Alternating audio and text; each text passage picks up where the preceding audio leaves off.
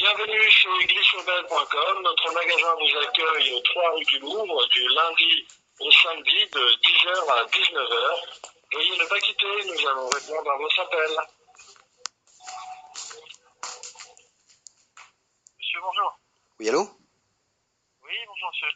Bonjour, monsieur. Vous allez chercher à... vous l'avez. Oui, bonjour, Je vous monsieur. Donc, bon, je ne sais pas si vous êtes au courant de ce qui... Je suis très au courant de ce qui Bon, s'est passé. super. Déjà, j'étais contre le fait qu'on récupère la trottinette parce que je savais qu'elle avait rien. Elle avait strictement rien. Elle freine très bien d'ailleurs.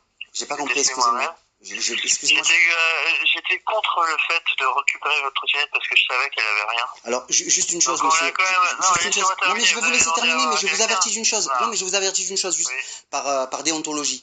Écoute. Je me suis rapproché d'un avocat, d'un D'accord. huissier, et qui m'a conseillé d'enregistrer toutes les conversations. Je vous avertis que c'est enregistré. D'accord. C'est voilà, je l'ai dit, maintenant vous pouvez continuer. C'était pas pour être D'accord. impoli.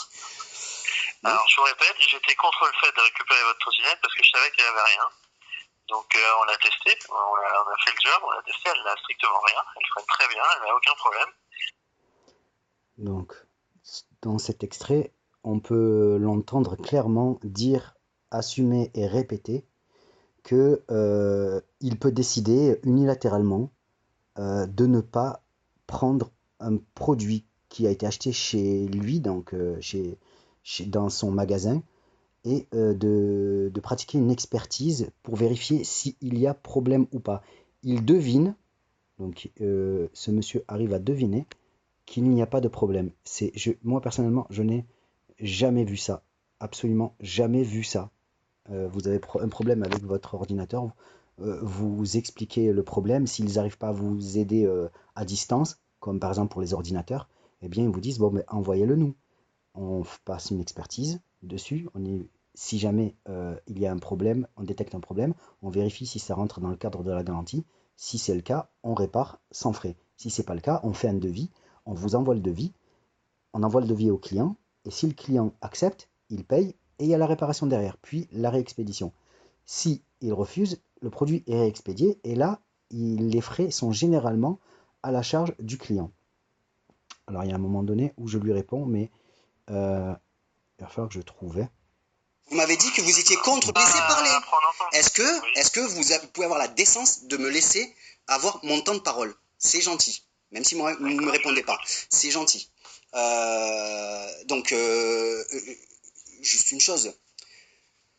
Que l'on dise, alors vous êtes vendeur, d'accord? Vous êtes revendeur, et vous avez un SAV. On vous dit qu'il y a eu un accident, on vous explique comment ça s'est passé, on vous dit qu'on a freiné normalement du frein arrière, légèrement du frein avant, et que la roue avant s'est bloquée. Et vous, de votre propre chef, vous dites, vous pensez et vous dites à vos collègues, « Ah non, mais moi je suis contre qu'on la récupère, à ce qu'on la récupère, parce que la récupérer, ça ne sert à rien. » Attendez, monsieur, j'étais pas d'accord avec ce que vous m'avez dit, mais je vous ai laissé terminer. Je vous laisserai me répondre, laissez-moi terminer. Vous m'avez dit, et c'est enregistré de toute façon, donc quoi qu'il arrive, je sais ce que vous m'avez dit et je pourrai le vérifier par la suite. Vous m'avez dit que vous étiez contre le fait que la trottinette vous soit retournée parce que pour vous, vous saviez qu'elle n'avait pas de problème. Vous êtes peut-être devin, je ne sais pas, d'accord? Sinon, le SAV, il vous sert à rien chez vous. Franchement, qu'on passe par vous. Qu'on passe par votre boule magique. Mis à part ça, parce que ça, c'est, pour moi, professionnellement, c'est une faute grossière, voire une faute grave. Quelle faute, monsieur? Quelle faute de dire. Donc, il n'y a rien de bizarre, hein, il n'y a rien de bizarre. Et il est allé me dire à la fin que je sais pas trop, j'ai pas très bien compris. En gros, j'étais peut-être, je m'étais cassé les bras et une côte dans un but obscur. J'ai encore l'impression d'être dans un mauvais rêve, un cauchemar. Je suis pas avec le SAV d'un produit à 2000 euros que j'ai acheté chez eux. C'est pas possible. Qui a eu un accident entre 15 et 20 km/h, qui a fait un soleil, qui a eu des fractures multiples, 30 jours d'arrêt de travail, et qui vous dit qu'il a freiné fort du frein arrière et tout doucement, à peine du frein avant, et il a fait un soleil. Il a eu une réponse négative.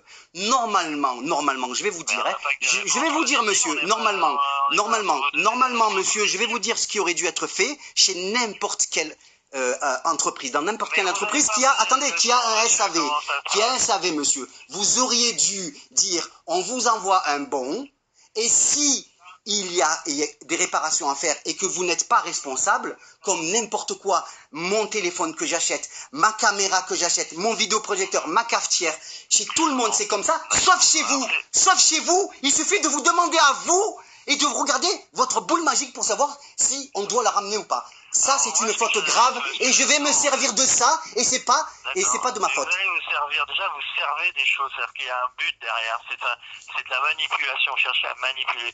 Moi je vais retranscrire... Une côte cassée, deux bras dans le plâtre, 30 jours d'arrêt de travail et vous me dites que c'est de la manipulation. Vous me dites, mais vous êtes d'une impolitesse, monsieur. Moi, j'ose le ton. Je sais et je vais le regretter. Parce que je ne suis pas de nature comme ça. Mais vous êtes d'une impolitesse pour rester poli. D'une impolitesse. Vous êtes en train d'aggraver les choses en disant que je manipule. J'ai les bras cassés. Une côte cassée. Bon, avant de me faire raccrocher au nez, j'ai eu droit à un ta gueule. Comme on a pu l'entendre. Vous n'avez pas tout entendu. En fait, même si je grinçais des dents, je le laissais parler, je le laissais terminer, puis je répondais je contredisais certains de ses propos pour lesquels je n'étais pas d'accord, avec lesquels j'étais contre, et ensuite j'allais dans le fond du sujet. Et systématiquement, il m'empêchait de parler. Systématiquement. Et il fallait, du coup, pour me faire entendre, que je parle plus fort. Malheureusement. Donc c'est là où je lui ai dit que j'allais regretter le fait d'hausser le ton parce que c'est pas dans ma nature et qu'on n'a pas besoin d'en arriver là pour pouvoir se faire entendre. Donc on est avec le SAV de Glisse Urbaine. Il faut savoir que j'ai eu plusieurs personnes de chez Glisse Urbaine. J'ai eu des commerciaux. Donc quand vous les appelez, la touche 1 c'est pour avoir les commerciaux, la touche 2 pour le SAV. J'ai eu des commerciaux, j'ai eu un commercial qui m'a par exemple dit, monsieur, qui est au courant de l'histoire visiblement, parce que quand j'ai dit, bon, j'ai eu un accident, j'ai déjà appelé, il fait, oui, vous voulez quoi? J'ai fait, oula, lui, il sait ce qui se passe, et il croit qu'on est dans son salon et que j'ai mes chaussures sur sa table. Ouais, sur table de salon, il croit que, je sais pas, bref, je ne dis rien sur le coup, donc et je lui explique. Et puis il me dit, mais monsieur, j'ai déjà conduit une Speedo 5, j'ai jamais eu de problème avec la Speedo 5, je ne sais pas ce que vous avez fait avec la vôtre. Puis, comme j'ai dû vous le dire dans une vidéo, il a fallu que, je crois, hein, si je vous ai parlé de ce cas-là, j'ai dû lui répondre, c'est aussi intelligent que si je vous disais, j'ai un iPhone, vous avez un iPhone, je n'ai jamais eu de problème avec mon iPhone, vous avez un problème, ou vous avez déjà eu un problème avec votre iPhone, je ne comprends pas ce que vous avez fait avec votre iPhone pour avoir des problèmes. C'est aussi bête, stupide que ça. Voilà. Donc, est-ce que je recommande, moi qui ai dépensé 2000 euros chez Glisse Urbaine? Non, n'achetez pas chez Glisse Urbaine. Surtout pas. Et surtout pas. Parce que je peux vous dire qu'à partir d'aujourd'hui, je considère que ma trottinette n'est pas garantie. Elle est déjà pas garantie. Donc si j'ai encore un problème, ils pourront déjà, s'ils savent que c'est moi, ils vont dire non, on ne le prend pas. On ne prend pas. C'est comme ça, on ne prend pas. Voilà. C'est le marché, c'est la mafia, ils font comme ils veulent. Donc je considère malheureusement que je n'ai pas de SAV aujourd'hui pour un produit à 2000 euros.